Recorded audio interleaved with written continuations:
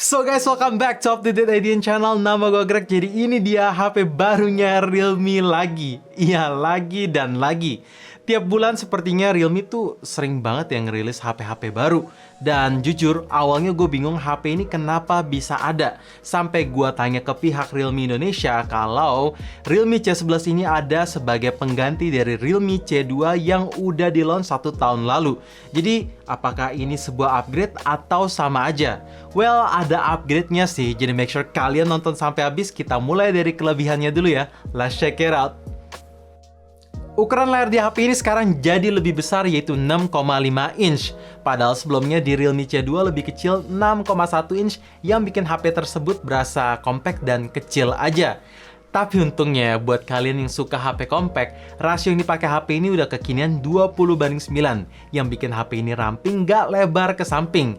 Jadi digunain pakai satu tangan masih oke lah. Sedangkan untuk desain menggunakan water drop notch, tapi notchnya sekarang lebih kecil jadi mini drop display. Terus bezel kiri kanan atas udah tipis dan di bawah dagunya juga oke lah, nggak tebel-tebel amat, jadi udah kekinian juga. Dan untuk resolusi layar tentu masih menggunakan HD Plus yang selama pemakaian gue udah oke, warna bagus. Tapi buat kalian para pixel mania yang suka ngeliat secara dekat, ya akan berasa sih pixelnya. Tapi kalau kalian gunain casual usage, ya oke. Dan terakhir, layarnya udah dapet free screen protector bawaan yang udah di-include atau udah dipasangin. Nice. Bahan material yang dipakai tentu masih menggunakan polikarbonat dengan finishing design dibuat kayak doff dan bertekstur mirip kayak di Realme C2 sebelumnya. Tapi ada dua perubahan. Pertama, desain kameranya tuh mirip kayak HP-HP flagship zaman sekarang, which is bagus. Karena ini HP entry level, dengan dibawanya desain flagship ke HP entry level, itu artinya membuka portal yang baru dan desainnya itu unexpected. Kedua, gue suka aksen garis di bagian kiri HP ini, walaupun logo Realme-nya kebesaran, tapi menurut gue ini beda aja dibanding HP Realme lainnya. Nice, ini ya seperti yang gue bilang tadi, portal mungkin next di Realme lainnya akan membawa desain sesuatu yang baru, karena di entry levelnya udah mulai berubah dan keren. Terakhir, untuk feels-nya gimana bang? Feels-nya menurut gue juga udah solid dan enak di grip lama-lama, karena pinggir kiri kanan udah dibuat melengkung. Pokoknya udah oke sih kalau di grip. Chipset yang dipakai HP ini adalah Helio G35 dengan sistem FinFET, pabrikasinya itu 12 nanometer.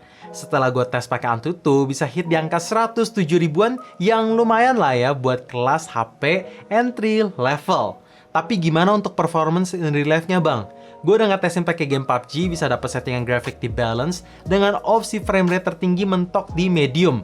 Yang so far konsistensi FPS bagus, walaupun frame rate yang dihasilkan gue rasa belum bisa nyentuh di angka 30, masih di 24, tapi seperti yang gue bilang tadi, konsistensi FPS bagus, frame drop signifikan tidak berasa, terus multitouch aman, touch delay tidak ada, atau ya responsitivity screen-nya itu bagus, dan gue surprise banget, gyroscope-nya itu masih enak dipakai buat bidik musuh untuk di PUBG.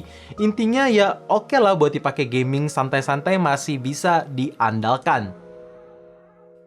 Opsi varian HP ini tuh tersedia dua pilihan yang akan masuk di Indonesia, yaitu 2/32GB dan 3/32GB. Ya, hanya beda di RAM aja. Untuk internal memori sama pakai 32GB. Dan by the way, teknologi RAM-nya udah pakai LPDDR4X di kedua opsi tersebut. Jadi tidak ada diskriminasi. Nice. Unit yang gue pegang sekarang adalah yang versi 2GB. So far selama pemakaian multitasking sih bisa berjalan dengan baik.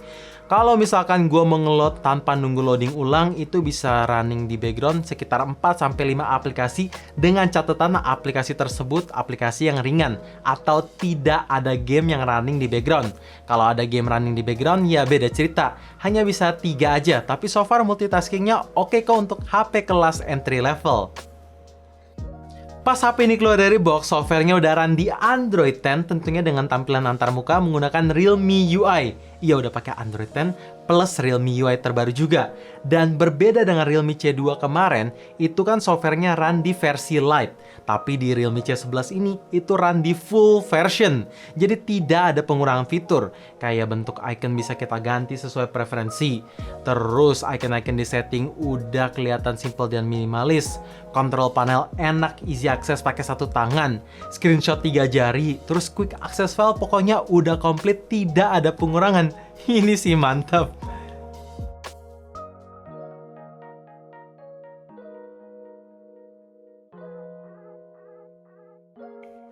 Kamera belakang di HP ini sama kayak di Realme C2 kemarin. Setup kameranya dual kamera dengan primary lens menggunakan resolusi 13 megapiksel plus 2 megapiksel depth sensor yang sama juga kayak di Realme C2.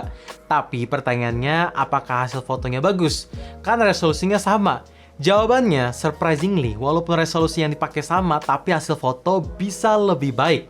Detailnya itu dapet banget, walaupun memang ada ekstra software sharpeningnya, tapi ini nggak terlalu harsh yang bikin foto tetap eye-pleasing.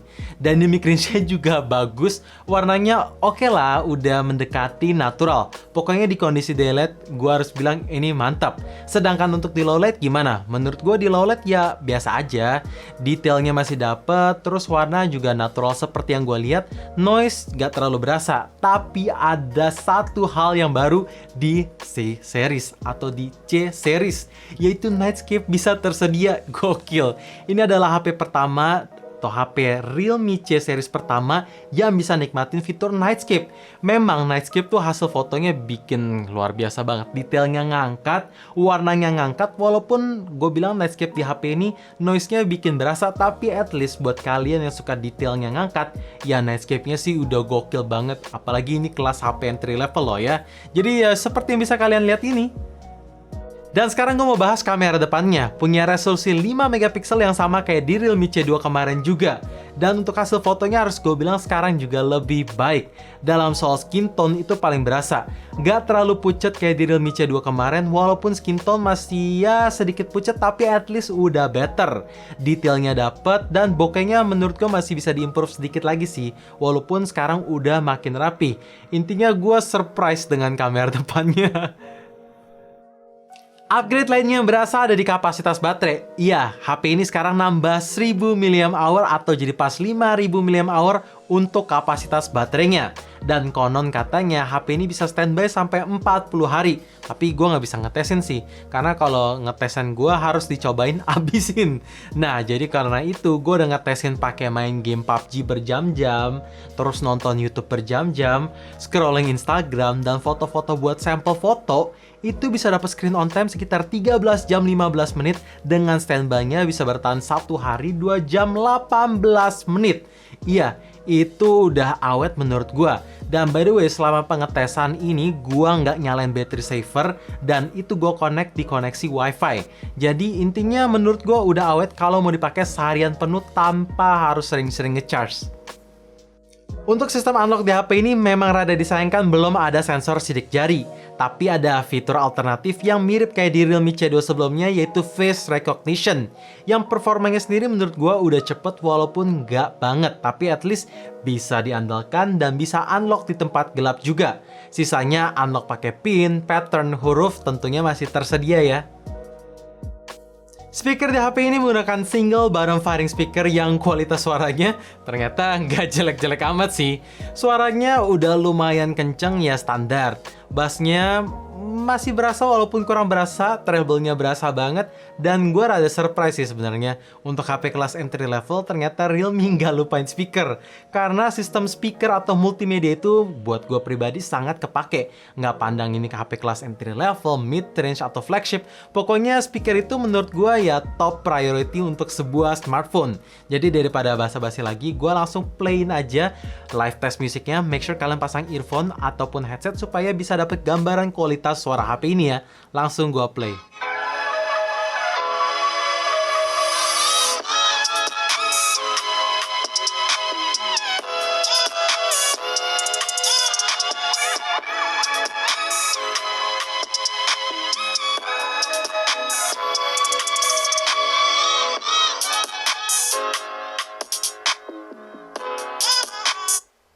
Gimana guys? Tapi kalau dirasa kurang immerse, ya colokin aja headphone karena HP ini masih tersedia jack 3.5 ya.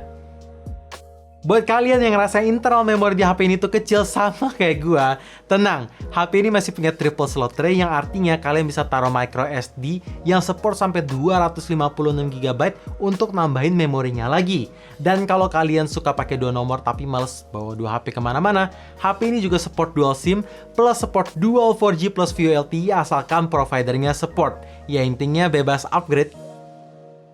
So guys, itu dia hal-hal yang baru, fitur yang di-upgrade, dan kelebihan HP ini. Sekarang gue mesti kasih tahu juga apa yang menjadi kekurangannya karena setiap smartphone tidak ada yang sempurna. Langsung aja kekurangan pertama. Memang rada disayangkan port charger di HP ini masih menggunakan micro USB dan belum support teknologi fast charging. Masih di 10 watt aja.